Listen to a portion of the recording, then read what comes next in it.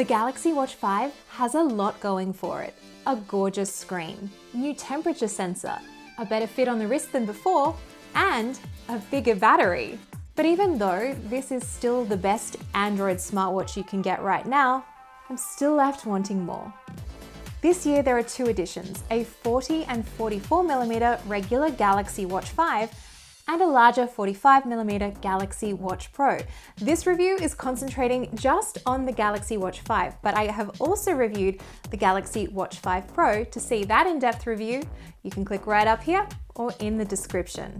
When Samsung came out with its new generation of Wear OS watches in 2021, they were the first cab off the rank. Fast forward a year later, with the Pixel Watch on the horizon and a whole suite of new Wear OS watches coming really soon, there is a lot more competition for your money. Speaking of prices, you can find that linked in the description below, but let's get into the review of the Galaxy Watch 5. This watch looks pretty much the same on the outside as last year's Galaxy Watch 4, apart from losing the fan favorite physical rotating bezel on the Galaxy Watch 4 Classic. I am not gonna lie, I do miss having a physical rotating bezel to navigate through menus and even just use as a fidget spinner whenever I'm just sitting around and a little bit bored. There is a touch-sensitive bezel that is active on the Galaxy Watch 5. It's the same as what we saw on the Galaxy Watch 4. It does give you a little bit of haptic feedback that kind of clicks, almost simulates the feel of a real moving bezel when you do move your finger around the edge. It's precise enough if you go slow enough, but I would much rather Samsung have given us a little bit more physical real estate on that screen, maybe an edge-to-edge display if possible, rather than having a touch bezel at all. I find myself mostly using the touchscreen and the buttons. The good news is, if you're coming from last year's Galaxy Watch 4, you can actually use the same straps on the Galaxy Watch 5. I was able to interchange and swap out the straps from my Galaxy Watch 4 Classic onto the Watch 5. The Watch 5 has tougher sapphire crystal glass than last year's model. I've been wearing the watch for about 2 weeks, and in that time, I haven't exactly been gentle with it, but I haven't tried to destroy it either. I don't have any visible scratches or anything like that on the glass or the casing itself. But of course, if that changes, I will update my full text review, which is linked in the description.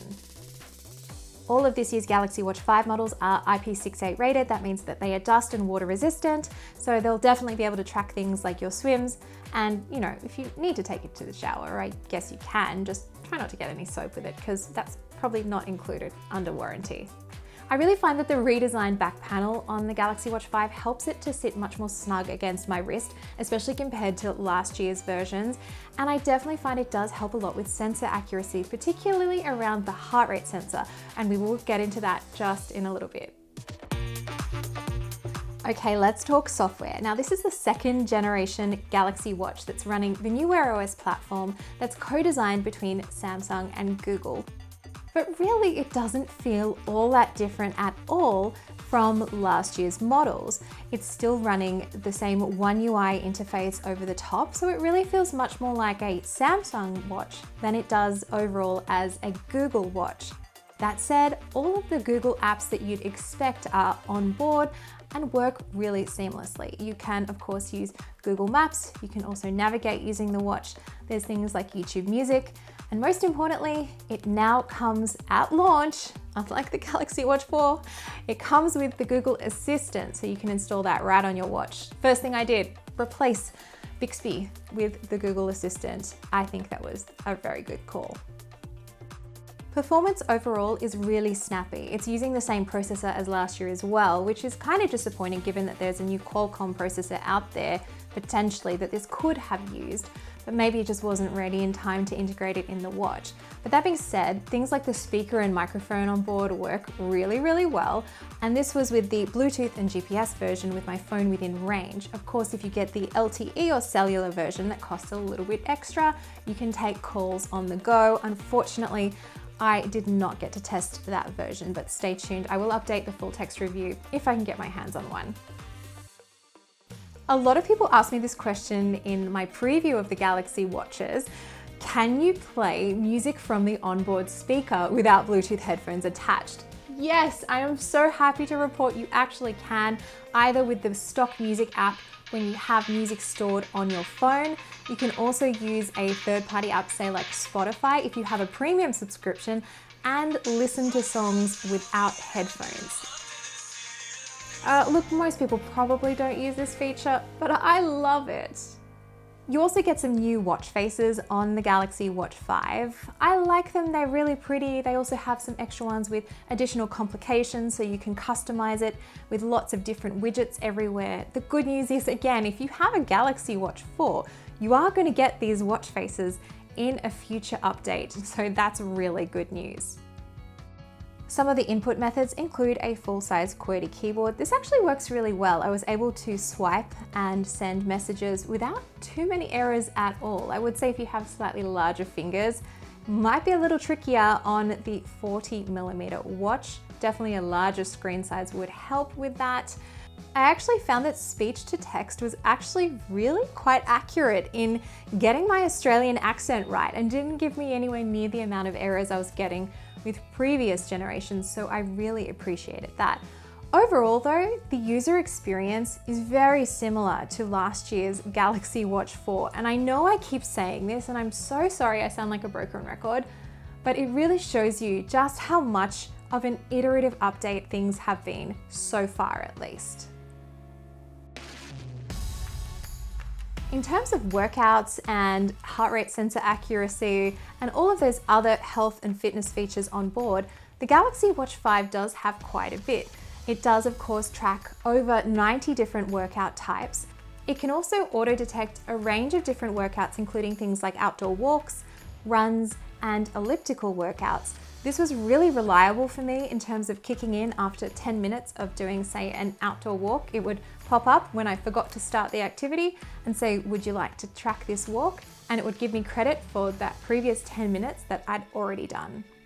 I definitely find the heart rate sensor on the Galaxy Watch 5 is more accurate than the Galaxy Watch 4. And to verify this claim, I did test against a chest strap. I did a couple of different workouts, but really for a steady state cardio workout, say like a walk or a light jog, the watch actually did a really good job of keeping close to the strap.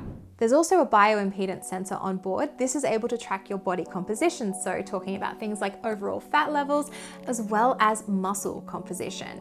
Now, I'm not really a heavy user of this feature at all, so it's pretty much the same as what we saw last year on the Galaxy Watch 4. However, I can see it being pretty useful for somebody if you're trying to, say, lose weight or build muscle. You can also set targets over time, which might be really nice if you're working towards a particular goal.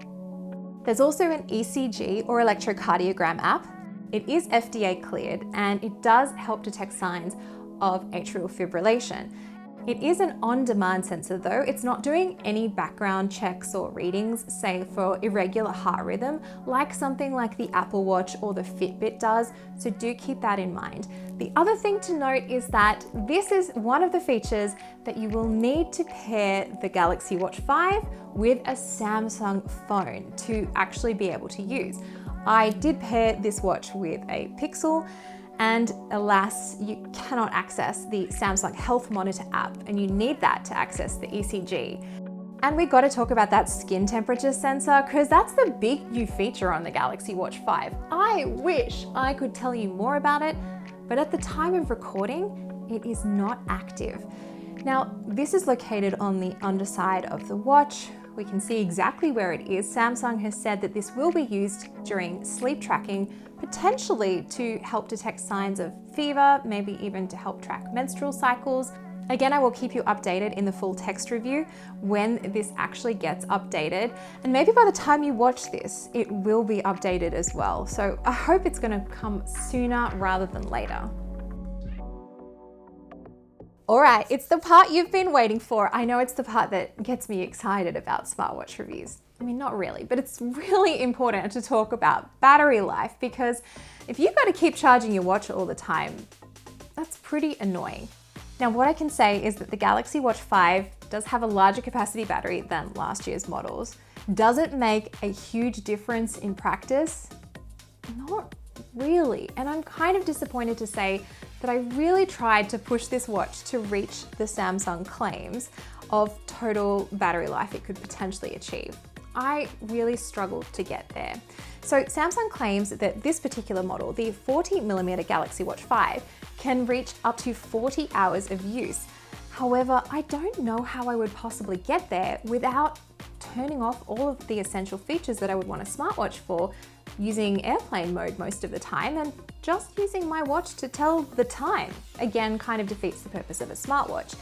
Now, my regular usage includes things like getting a few notifications from my phone throughout the day. I also use a few apps sparingly and the Google Assistant maybe once or twice, and do a 30-minute, 1-hour GPS workout. I also try and track sleep. With the always on display turned off, I'm able to get 24 hours between charges on the Galaxy Watch 5. So better than the Watch 4, at least the Watch 4 40mm that I was using, but still not as good as it could be. If I turn the always on display on, that number reduces to around 21 hours. So if I do want to track sleep overnight, I do need to put the watch on its charger just to give it a little bit more juice before the morning. Fortunately, you can do some quick charging on the Galaxy Watch 5. You can go from flat to 45% in 30 minutes. That's the claim. I also tested it out with a timer and was able to pretty much get that number on the money. However, you do need to also budget in a 25-watt adapter, a USB-C adapter, to reach those numbers. And guess what? Doesn't come in the box. I guess just the same as the Apple Watch, when, you know, that fast charger doesn't come in the box either. It's good that it's there, but it is an extra investment, especially if you don't already have a 25-watt charger or more for your Android phone. So in sum, the Galaxy Watch 5 really does have a lot of great features. It is definitely the best Android watch for now, but there is a lot more upcoming competition that really could give this a run for its money. And if you do have last year's Galaxy Watch 4, there's not a huge reason to upgrade, unless you want something like the larger Galaxy Watch 5 Pro that has some additional sports features, a more durable construction, and of course a slightly larger battery. Thank you so much for watching. Again, if you have any additional questions about the Galaxy Watch 5, hopefully I've answered those for you in my full text review. That's linked in the description. And make sure you check out the full review of the Galaxy Watch 5 Pro. See ya!